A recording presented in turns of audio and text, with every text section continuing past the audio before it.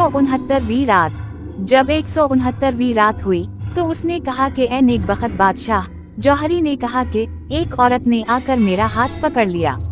जब मैंने गौर से देखा तो वही कनीज थी जो शम्स अलनहार के पास से आया करती थी और वो निहायत पजमुर्दा थी।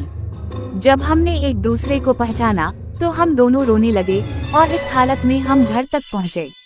मैंने कहा कि अली बिन बिकार का हाल तुझे मालूम हुआ? इसने कहा कि वल्लाह नहीं। मैंने उसके मरने की खबर दी और सारा माजरा बयान किया और दरा हाल ये कि हम दोनों रो रहे थे। इसके बाद मैंने इससे कहा कि और तेरी मालिका का क्या हाल है? इसने जवाब दिया कि खलीफा ने उसकी मोहब्बत की वजह से किसी की बात ना सुनी और उसकी तरफ से कोई बदगमानी ना की और इससे कहा कि ए शम्स अलनहार, बावजूद दुश्मनों के कहने के मुझे तेरी तरफ से कोई बदगमानी नहीं और तू मुझे पहले की तरह अजीज है। इसके बाद उसने हुक्म दिया कि इसके लिए एक सुनहरा कमरा और खूबसूरत सरा पर्दा आरास्ता किया जाए ताकि इस वजह से इसकी जिंदगी निहायत ऐश व इशरत से गुजरे और खलीफा इसकी और ज्यादा इज्जत करने लगा। एक दिन का वाकया है कि खलीफा ने मैं नोशी की मजलिस गर्म की और इसकी चहीती कनीजें हाजिर हुईं और उसने इन्हें दर्जा बदर्जा बिठाया और शम्स अलनहार को अपने पहलू में जगह दी, लेकिन इसका सब्र खत्म हो चुका था और बदहाली बढ़ गई थी। इतने में खलीफा ने एक कनीज को गाने का हुक्म दिया और उसने सारंगी लेकर उसे ठीक ठाक किया और गाना बजाना शुरू कर दिया। ये सुनकर शम्स अलनहार के लिए बैठा रहना नामुमकिन हो गया और वो गिश खाकर गिर पड़ी।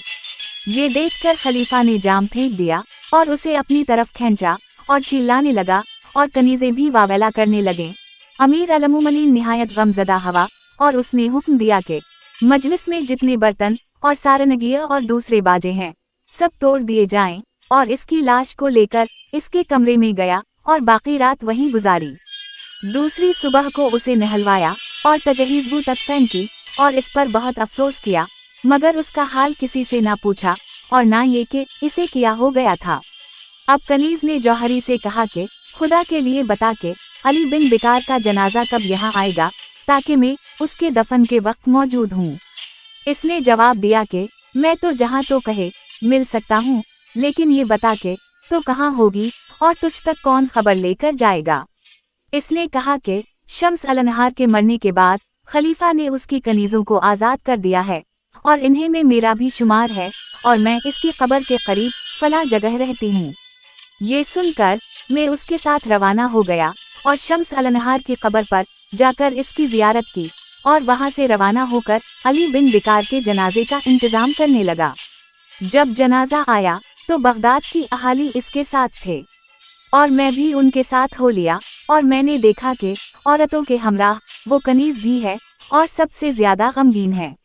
बगदाद में इससे बड़ा जनाजा कभी ना निकला था और हम बड़ी भीड़ के साथ कब्रिस्तान पहुँचे और उसे दफन किया।